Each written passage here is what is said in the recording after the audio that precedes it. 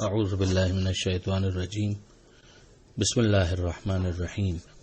अल्हम्दुलिल्लाहि रब्बिल आलमीन वस्सलातु वस्सलामु अला अशरफिल अंबियाइ वल मुरसलीन व अहले बैतिहि तय्यबीन अत्ताहिरीन अल मासूमीन। अम्मा बाद।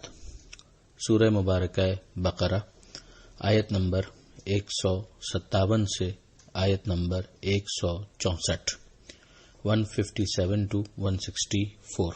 बिस्मिल्लाहिर्रहमानिर्रहीम। उलाइका अलैहिम सलवातुम मिर रब्बिहिम व रहमतुन व उलाइका हुमुल मुहतदून। इन्नस्सफा वल मरवत मिन शआइरिल्लाह फमन हज्जल बैत औ इअतमर फला जुनाह अलैहि अन यत्तवफ बिहिमा वमन ततव्वअ खैरन फइन्नल्लाह शाकिरुन अलीम। इन्नल्लज़ीन यक्तुमून मा अंज़लना मिनल बय्यिनाति वल हुदा मिन بعد ما بيناه للناس في الكتاب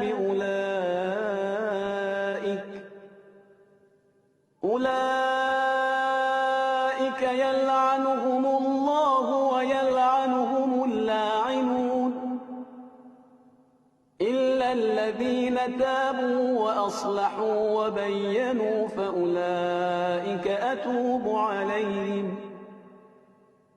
وأنا التواب الرحيم।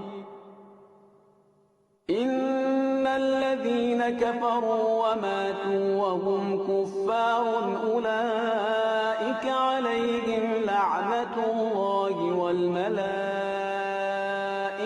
والناس أجمعين خالدين فيها لا يخفف عنهم العذاب ولا هم وإلهكم إله واحد لا إله إلا هو الرحمن الرحيم। إن في خلق السماوات والأرض واختلاف الليل والنهار والفلك التي تجري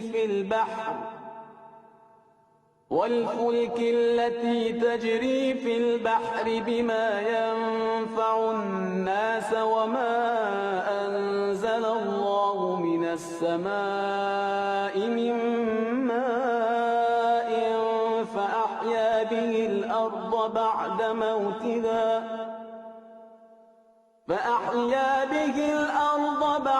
موتها وبث فيها من كل وتصريف الرياح والسحاب المسخر بين السماء والأرض لآيات لقوم يعقلون। गुज़िश्ता सफ़े में हमने ये पढ़ा कि परवरदिगार आलम इम्तिहानात का तस्करा करता है कि इस दुनिया में हम यकीनन इम्तिहान देंगे, खौफ से, भूख से, माल की कमी के जरिए, जान की कमी के जरिए, मेवा दिल के छिन जाने से। और फिर साबिरीन को बशारत दी जाती है कि जब मुसीबत आती है तो वो मुसीबत है, मगर वो साबित कदमी का मुजाहरा करते हुए ये ऐलान करते हैं कि हम अल्लाह ही के लिए हैं और अल्लाह ही की तरफ हमें पलट कर जाना है। अब उनकी तौसीफ मजीद यूँ होती है कि परवरदिगार फरमाता है कि उन्हीं के ऊपर उनके रब की तरफ से तवज्जो खास है और रहमत है। सलावत का तर्जुमा तवज्जो खास के जरिए से किया गया कि जब बंदे किसी पर सलावत भेजने के लिए खुदा की बारगाह में हाथ बुलंद करते हैं तो वो तलब तवज्जो खास की दुआ होती है और रहमत खुदा के नाजिल होने की दुआ होती है। और खुदा की तरफ से जब सलावत हो तो उसका मतलब ये होता है कि इनायत खास परवरदिगार की तरफ से उसके शामिल हाल होती है। और ये वो अफराद हैं कि जो हिदायत याफ्ता हैं। यानी इसका एक बहुत खूबसूरत तर्जुमा और तशरीह ये की गई کہ یہ افراد پھر ان پریشانیوں اور مشکلات کے موقع پر اس راہ راست کو چھوڑتے نہیں ہیں، پھر اس کے اوپر وہ ثابت قدم رہتے ہیں، اس ہدایت کو ہاتھ سے جانے نہیں دیتے۔ پھر ارشاد ہوتا ہے کہ ان صفا والمروہ من شعائر اللہ، کہ یقیناً صفا اور مروہ یہ دو مشہور پہاڑیاں کہ جو حج پر گئے ہیں اور جو عمرے پر گئے ہیں، اور خدا سب کو بار بار نصیب کرے، تو وہ جانتے ہیں کہ حج اور عمرے کے دوران صفا اور مروہ کے درمیان سعی کی جاتی ہے، 7 مرتبہ چکر لگایا جاتا ہے، اور یہ جناب ہاجرہ سلام اللہ علیہا کے اس عمل کی یاد ہے کہ جس کو پروردگار نے باقی رکھا ہے۔ یہیں سے ایک چیز تو ہمیں یہ سمجھ میں آتی ہے کہ پروردگار عالم جو ماضی کے بہت اہم واقعات ہوتے ہیں ان کو باقی رکھنا چاہتا ہے، ان کی یاد کو مٹتے ہوئے نہیں دیکھنا چاہتا۔ اس کی یہ مثال بہت کافی ہے کہ جناب اسماعیل علیہ السلام کے لیے پانی کے انتظام کی خاطر جناب ہاجرہ نے جو سعی کی تھی، کوشش کی تھی، وہ پروردگار عالم نے سعی کی صورت میں حج اور عمرے کا حصہ بنا دیا۔ پروردگار نے کہا کہ یہ شاعر اللہ میں سے ہیں۔ شاعر شعیر کی جمع ہے، جس کا مطلب ہوتا ہے علامت۔ اللہ کے شاعر ہیں، یعنی اللہ کی عبادت کی یاد دلاتے ہیں۔ جو بھی حج کے لیے آئے، خانہ کعبہ کے پاس یا عمرہ کے لیے آئے، تو اس کے اوپر کوئی حرج نہیں ہے کہ وہ ان کے درمیان چکر لگائے۔ یہ ایک غلط فہمی تھی کہ وہاں پر چونکہ مشرکین نے بت رکھے ہوئے تھے، تو بعض ذہنوں کے اندر یہ آیا کہ ہم ان کے درمیان پھر اب سعی کیوں کر سکتے ہیں۔ تو یہاں پر اسی نیت کی طرف متوجہ کیا گیا کہ اگر تمہاری نیت شرک کی نہیں ہے تو پھر شرک کیوں ہوگا۔ اور اس کے ذریعے سے بہت سارے افراد جو بار بار چھوٹی چھوٹی باتوں کے اوپر خامخواہ شرک کا نعرہ بلند کر کے مسلمانوں کی نیت کے بارے میں سوء ظن رکھتے ہیں، انہیں غور کرنا چاہیے کہ پروردگار عالم نے شاعر اللہ کا باقاعدہ عنوان قائم کرتے ہوئے صفا اور مروہ اور اسی طرح سے دوسرے مقام پر قربانی کے جانور کو بھی شاعر اللہ میں قرار دیا، اور پھر ان کی تعظیم کو تقوی کی علامت قرار دیا۔ من یعظم شاعر اللہ فإنہا من تقوی القلوب۔ اس سے ہمیں بہت کچھ سمجھ میں آتا ہے کہ انسان کو توحید کے نام پر شاعر اللہ کی بے احترامی کی اجازت نہیں دی گئی ہے، اور یہ کچھ مثالیں دے کر سمجھایا گیا ہے کہ اس موضوع کے اندر کتنی وسعت ہے، اس پر غور کرو۔ تو اس کے بعد پھر پروردگار عالم نے مزید تشویق کی کہ جو خیر کے کاموں کے اندر خود سے آگے بڑھے گا تو یقیناً اللہ یقیناً شکر کرنے والا، یعنی ان کے اس کام کی قدردانی کرنے والا ہے اور جاننے والا ہے۔ آگے پروردگار عالم نے علماء سو، یعنی وہ علماء جو اپنے اس منصب اور مقام کا جو حق ہے اس کا تحفظ نہیں کر پائے اور انہوں نے اپنے علم کا غلط استعمال کیا، ان کی مذمت کرتا ہے۔ اگر عالم اپنے علم کا صحیح استعمال کرے تو اس سے زیادہ پسندیدہ کوئی شخص نہیں ہے، اور اگر وہی عالم اپنے علم کا مس یوز کرے تو اس سے زیادہ پھر ناپسندیدہ شخص کوئی نہیں ہو سکتا۔ خاص طور پر ذکر ہو رہا ہے ان لوگوں کا کہ جو اللہ کی بینات، نشانیاں، ہدایتوں کو بعد اس کے کہ اللہ نے اسے لوگوں کے لیے بیان کیا ہے کتاب کے اندر، انہیں چھپاتے ہیں۔ اگر لوگوں کا کتاب کی طرف ایکسیس نہیں ہے تو ظاہر ہے پھر وہ علماء ہیں کہ جو ان کتاب کے اندر لکھے ہوئے معنی کی طرف، اسرار کی طرف متوجہ کرتے ہیں۔ اب ظاہر ہے کہ یہود کا یہ طریقہ کار رہا کہ انہوں نے توریت میں موجود جو نشانیاں ہیں ان کو چھپایا۔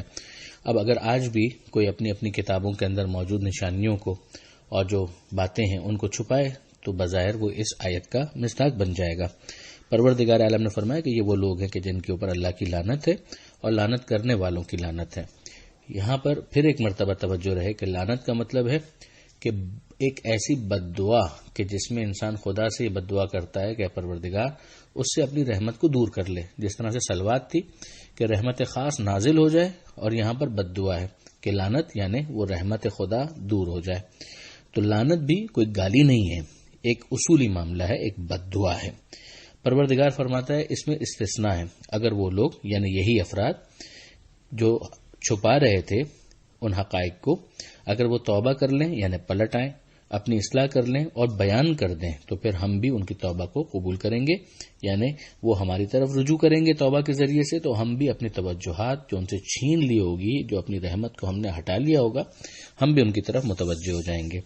پھر آگے پروردگار عالم نے ان لوگوں کا ذکر کیا ہے کہ جو اپنے کفر ہی کی حالت میں کفر کیا انہوں نے اور پھر مرے اسی کفر کی حالت میں، یہی وہ اختیاری کفر جن کے اوپر پھر لعنت ہے اللہ کی، ملائکہ کی اور تمام انسانوں کی۔ وہ اسی میں ہمیشہ رہیں گے، ان سے اس عذاب کو کم نہیں کیا جائے گا، نہ ان کی طرف نظر کی جائے گی۔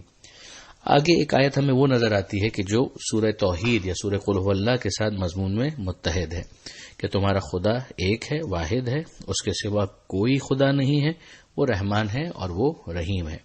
ظاہر خدا کا ایک ہونا ویسا نہیں ہے کہ جیسے ہم کسی شخص کو مثلا اکیلا دیکھتے ہیں تو وہ ایک ہے۔ ایک شخص اگر اکیلا ہے تو ایک ہونے کے باوجود اجزاء سے مل کر بنا ہے، وہ ایک ہونے کے باوجود دو ہاتھ رکھتا ہے، دو آنکھیں رکھتا ہے، کئی ہزار لاکھوں کروڑوں اور اربوں سیلز رکھتا ہے کہ جن سے مل کر وہ بنتا ہے، وہ تقسیم ہونے کے قابل ہے، مگر اور سب سے بڑھ کر یہ کہ اس جیسے اور بھی ہیں۔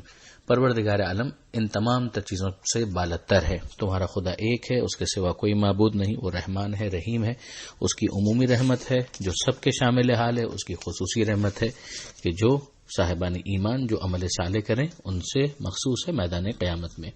پھر پروردگار عالم نے اگلی آیت کے اندر مخلوق کے ذریعے خالق کی طرف متوجہ کرنے کا ایک آسان طریقہ، اس کی کچھ مثالیں دی ہیں کہ یقیناً آسمانوں اور زمین کے پیدا کرنے میں، رات اور دن کے آنے جانے میں، اور ان کشتیوں میں کہ جو چل رہی ہیں جن میں نفع ہے لوگوں کے لیے، اور جو اللہ نے آسمان سے بارش برسائی، پانی نازل کیا جس کے ذریعے مردہ زمین کو وہ زندہ کرتا ہے اور پھر زمین کے اندر چوپایوں کو پھیلا دیتا ہے، مویشی، مال، انسان، یہ سارے جانور وغیرہ سب پھیل جاتے ہیں، ان کے اندر نسل آگے بڑھتی ہے، سلسلہ ہوتا ہے۔ اسی طرح سے ہواؤں کا جو گزر ہے اور اسی طرح سے جو بادل ہیں آسمان اور زمین کے درمیان، ان سب میں نشانیاں ہیں ان لوگوں کے لیے جو یعقلون، جو عقل استعمال کرتے ہیں، یعنی پوٹینشلی تو نشانیاں ہیں کہ جن کے ذریعے سے انسانوں کو متوجہ ہونا چاہیے، مگر یہاں متوجہ وہ ہوں گے کہ جو اپنی عقل استعمال کرتے ہیں۔ اگر وہ اپنی عقل کو استعمال نہ کریں تو ظاہر ہے کہ وہ ان نشانیوں کی طرف توجہ نہیں کریں گے۔ حق یہ ہے کہ ان نشانیوں پر انسان توجہ کرے اور مصنوع سے صانع تک، مخلوق سے خالق تک، پیدا ہونے والی چیزوں سے پیدا کرنے والے تک متوجہ ہو جائے۔ یہاں پر ہمیں سمجھ میں آتا ہے کہ عقل کا استعمال قرآن کو اور اسلام کو، پروردگار کو کتنا مطلوب ہے، مقصود ہے کہ جس کے ذریعے سے انسان دنیا کی تمام مخلوقات کو ایکسپلور کرے، انفولڈ کرے اور رفتہ رفتہ وہ ان کے حقائق سے آشنا ہوتا چلا جائے۔ بس شکوہ اس صورت میں ہوگا کہ جب وہ مخلوق پر غور کرے اور مخلوق ہی پر ٹھہر جائے، مخلوق سے خالق کی طرف متوجہ نہ ہو۔ یہیں پر یہ صفحہ مکمل ہوتا ہے۔ پروردگار عالم سے دعا ہے قرآن مجید سمجھنے اور اس پر عمل کرنے کی توفیق عطا فرما اور وارث قرآن امام زمانہ کے ظہور میں تعجیل فرما۔ وآخر دعوانا ان الحمد للہ رب العالمین، والسلام علیکم ورحمۃ اللہ وبرکاتہ۔